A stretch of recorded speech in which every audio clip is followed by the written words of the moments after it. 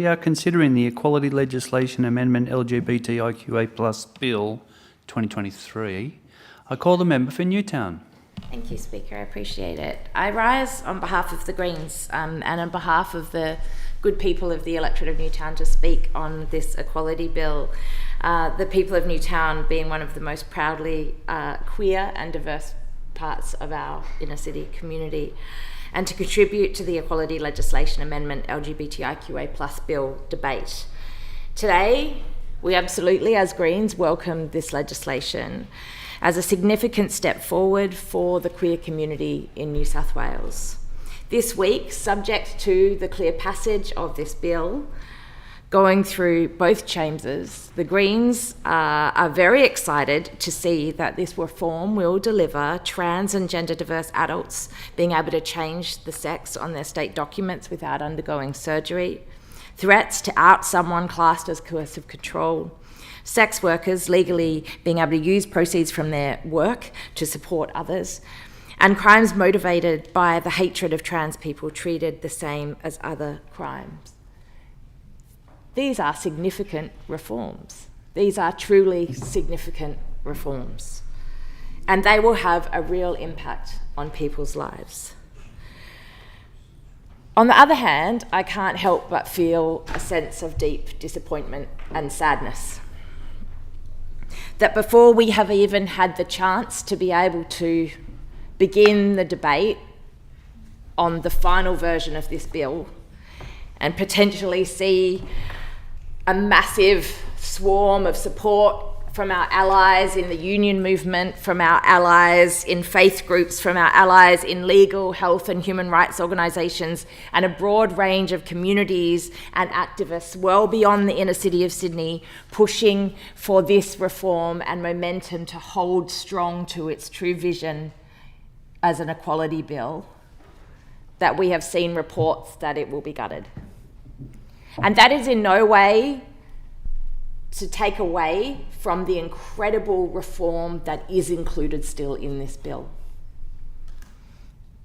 But it is with a bit of disappointment that I feel for shame that the New South Wales Labor government has not found themselves in a position to support the equality bill in full, and that we find ourselves in a situation where amendments will be moved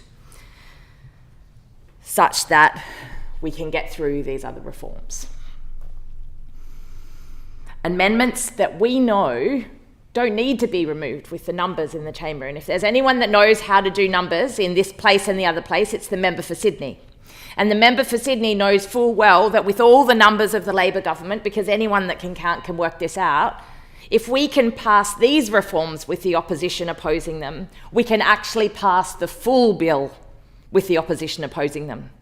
The only thing standing in our way to delivering full equality in New South Wales, as per the vision from the member for Sydney, is indeed the inability to get it through the New South Wales Labor government.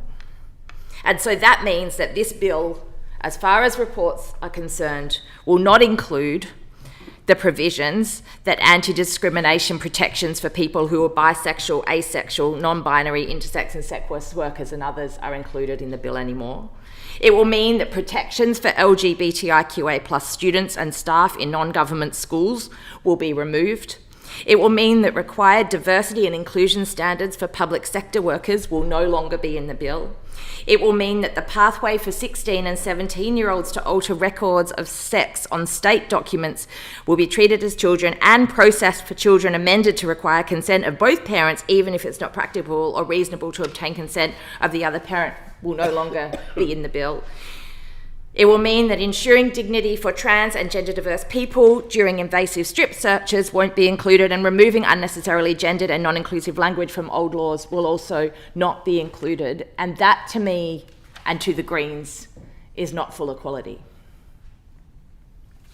The question has to be asked at this point: is an equality bill if it does not remove all forms of discrimination from our laws? We know that state and federal governments have consistently failed the LGBTIQA plus community when it comes to law reform.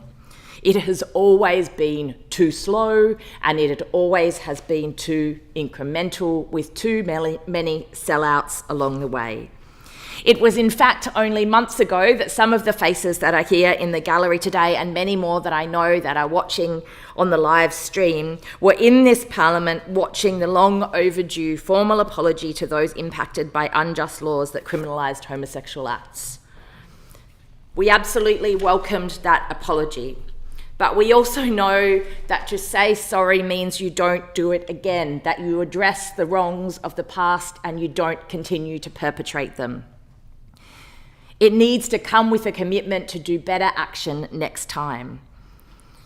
I expect that a future New South Wales state government will look back at the current state of our anti-discrimination laws, and indeed some of our other laws that are sadly no longer part of this equality bill, and will issue an apology for the harm caused as a result. Apologies to pander to the homophobes and transphobes, and let's be clear, there has been no shortage of the transphobic communications being communicated here in this chamber today already. New South Wales still has some of the worst laws for LGBTIQA plus people in the country. The worst of these are explicitly homophobic and transphobic, while others are tacitly facilitating discriminatory attitudes within our communities. Neither are acceptable, and it's vital that the New South Wales Parliament pass all the reforms contained in this bill and then look forward to the next steps for achieving full equality for LGBTIQA plus people. Queer activists and community members have been organised for change for many, many decades. Meaningful progress towards queer liberation has never been instigated in this here chamber, and it never will, let me tell you. Indeed, the changes that we deliver in this place are following on at the end of what have been long-held community-built campaigns over decades and decades and decades.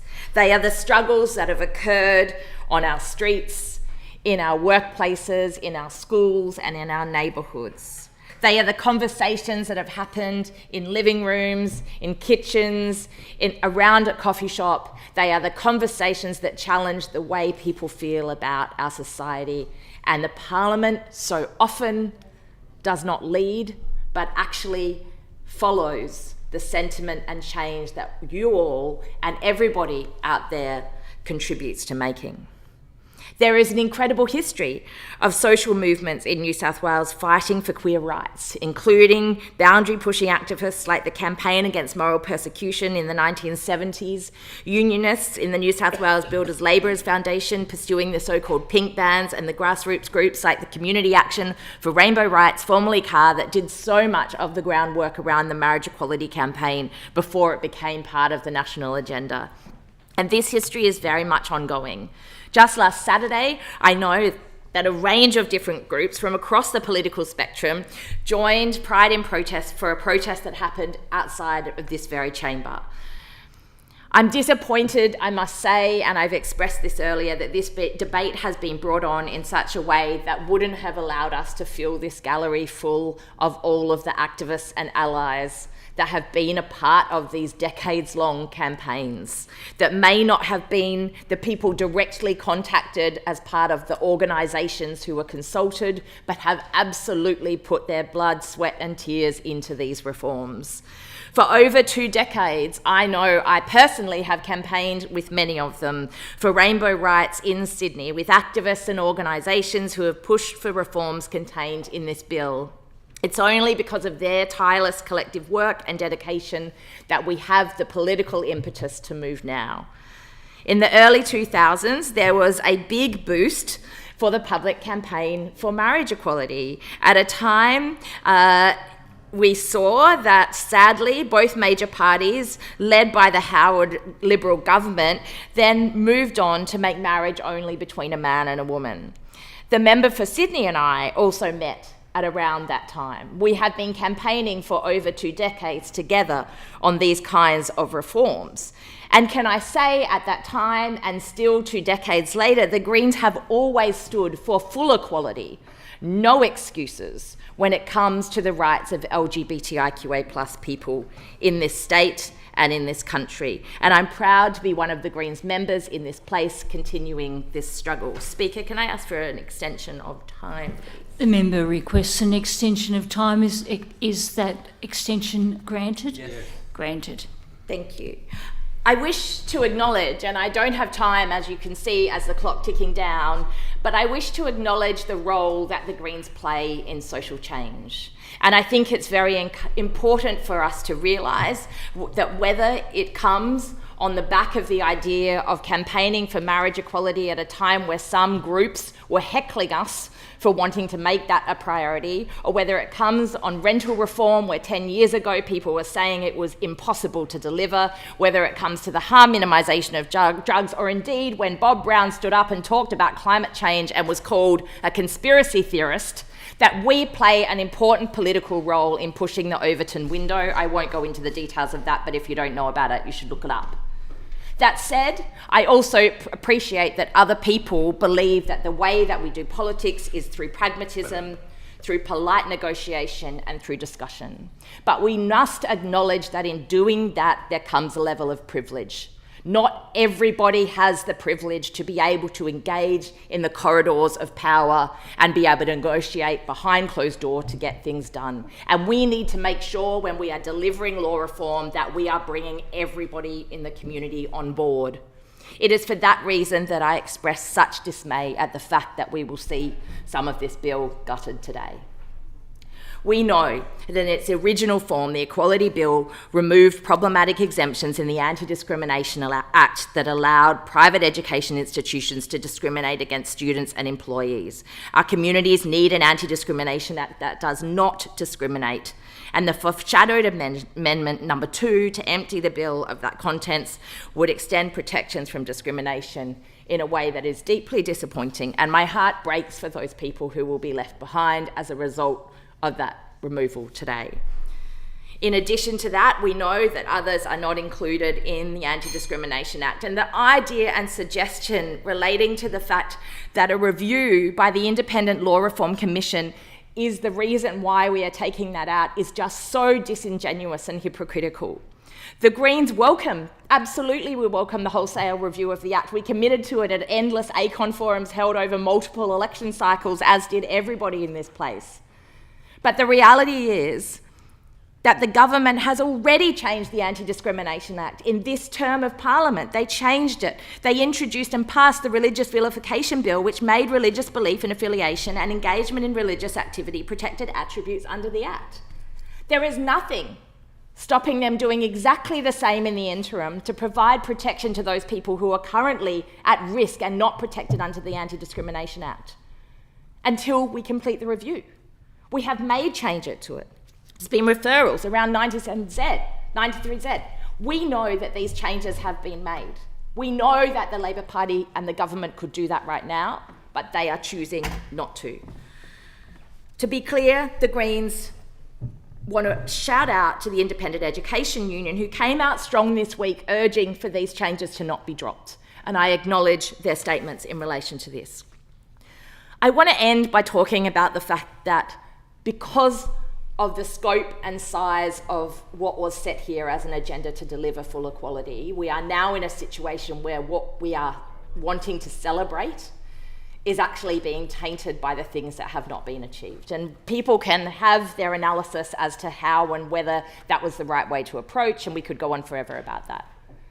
But what I do want to say is that we should not take away from the significant reforms that are going to have such an impact on people's lives as a result of this bill passing in its form as amended. And that is to say the people who are in a position where the amendments to the Births, Deaths and Marriages Act will remove the draconian barriers to prevent trans and gender diverse people from easily having official documents reflect who they are and how they live. It is absolutely clear that that is critical. But it is absolutely clear as well, as we have heard from the debate so far, and that we'll no doubt hear in the other place, that the need to show collective, public, strong leadership and not do this just in law reform, but also talk publicly about our proudness at delivering these reforms is the way we will change society. because the homophobes and the transphobes in this building and in every school and in every workplace that exists, we might be able to call them out in here, but we can't call them out in those workplaces, and that's why we have anti-discrimination law protections in place for people. The Greens give our commitment that this is now going to be the start of a new campaign, and we look forward to bringing that on.